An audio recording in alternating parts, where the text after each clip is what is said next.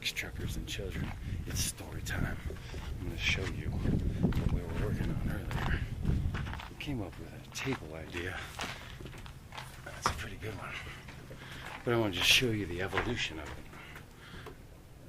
This is the countertop, or this is the countertop. This is the counter base that Jim's been working on. And this is basically where the oven goes and where the kitchen goes. You're listening. And the washer-dryer combo, and then the refrigerator. So then we were thinking about the space that we need for a countertop. So this ends up being all from where the end of the sink is to where the refrigerator is the only real prep area that I have in the whole house. There's modicums of little countertop here and there, but that's not practical. I'm not going to be slicing whatever on a little 1-inch sliver. So then, fish maybe. So then we thought, why don't we put a temporary island in? And I wanted to show this for any other builders out there because we had a couple of different ideas that you could probably do. So, first idea was that we measured out the space because I wanted to preserve this hallway here. So, and then keeping it like a 2-foot width all the way around. And then we had to compensate because look, here, this mark here, this is where the refrigerator comes out to. It's much farther out than everything else. And then another 2 inches out from this line is where the washer dryer sticks out to.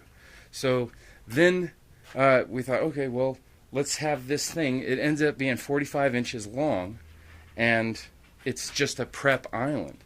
And then we thought we could have and then we thought, well, we could just, that was going to be fixed, and I was going to put tables on that, or chairs on that side and chairs on this side. So then we remembered that refrigerator doors swing open. Oh, shit. So we had to get rid of this idea. So now we're down to like a 16 by 16, whatever this is. I think it's 16 by 16. But the idea was then that we would have, initially before we didn't have the table, and then we incorporated the idea into the table, would be that you have a counter here, but then, and it's all flush, right? The top of the counter, except right here, this part of the counter folds down, like it has like a piano hinge, and it folds down to reveal the leaf, right, that would then connect to this island. And then you would just have a recessed area, but it reveals more countertop. So that when you're working here, you have countertop. It's recessed because but this piece of countertop that folds out is countertop on both sides. So that when it's folded in, you've got a flush countertop, right? And then when you unfold it, both of these sides have countertop. Anyway, I thought that was worth sharing for anybody who's trying to modify. But so currently, then we decided, okay, well, what if we put this on a swivel, right, and make it a fixed island? Initially, it was going to be a temporary table, right, with leaves that fold out of it. So then we thought, okay, well, what if this is a rotating chair? Okay, so like during the day, it's just a chair, like a practical sitting surface in the middle of the whole space. And it becomes a really cool thing because you can lift it up to countertop level and then do the leaf then I was just talking about here, right? And unfold that. But then this space is way farther to cover than that. So you have to have an accordion leaf. Why complicate it? So now the current idea is that I'll have another table leaf like fixed over here that I can then snap in. It'll have like a groove and a post, right? The post will be a part of the tabletop. So the tabletop will snap in to when I raise this to its table position. Then I snap in the leaf, and then the leg folds out. And then if we're going to go that far, and since we can't have this table be as long as it was because the refrigerator door needs to swing open, Then we put a temporary leaf here that when we're done getting things out of the refrigerator, temporary leaf. So then you can have seating all around, technically. Well, this becomes the table. And originally I had an idea where we're punching the door roughly in this area, and the bed comes out 6 feet. The platform raising and lowering bed, 1, 2, 3, 4, 5, 6, comes out to there, leaving these 2 feet, which we were going to have like, what is that, a Murphy table, fall out of the wall to become the dining room table. But that's not necessary now because of this.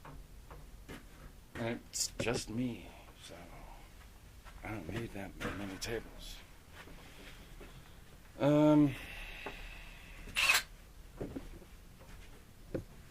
Today, I'm after this piece of property right here in the sky.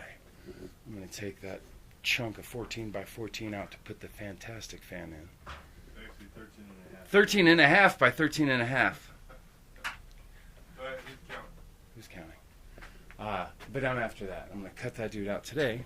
And so what I've done is I've fashioned a table on top of my box truck to protect me from that damn sun. Oh my God, it's big.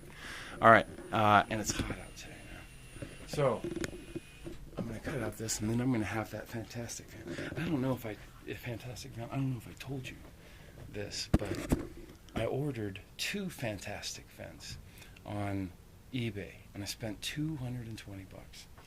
Then, and all right, great deal, and they're a great product, and we were going to put them in the truck, and then Jim pointed out, look how high the ceiling is, right? That's as far as I can reach. I'm jumping or something, because that's a 9-foot ceiling. So, or I've got to have a stair, and what a pain in the bitch. So, we decided to get the remote controlled ones. Do you know what the upgrade cost to get and I know you get a rain sensor, so it'll automatically close for you, but I don't mind picking the remote up out of the cradle to do it myself. When it's raining, I mean, I'm sure I'm going to go into rain mode anyway for everything else. So you do get the rain sensor, and you get the motor that automatically closes it, so you don't have to crank it yourself. The upgrade goes from $220 for 2 to $550 for 2, just for me to be able to get remote controls. Crazy. That's insane. But then we'll have a remote control for the dude that's going to be right there, right? And those fantastic vents are going to be heroes. There will be the mini split. It goes right here over the refrigerator. But the fan it's a simple little cool utility, and most of the time it's pretty cool if it would just be a light breeze, in my opinion. So not in the winter, obviously. And then somewhere in the roof area in this vicinity we'll have the other fantastic fan. I don't think I have much else to. There's your sun tube. Oh, here we go. I have a sun tube. Look at that.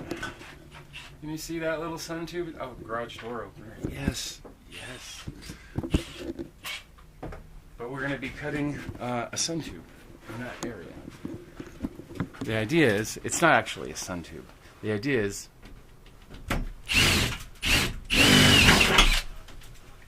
wow, we just upgraded by like 400%. The idea is that there's, I got little stubby versions of these skylights, that they're 16 inches by 16 inches, and we're going to stick one in the ceiling there. Then Jim is going to build the real roof for the bathroom, and then we're going to stick the other one there.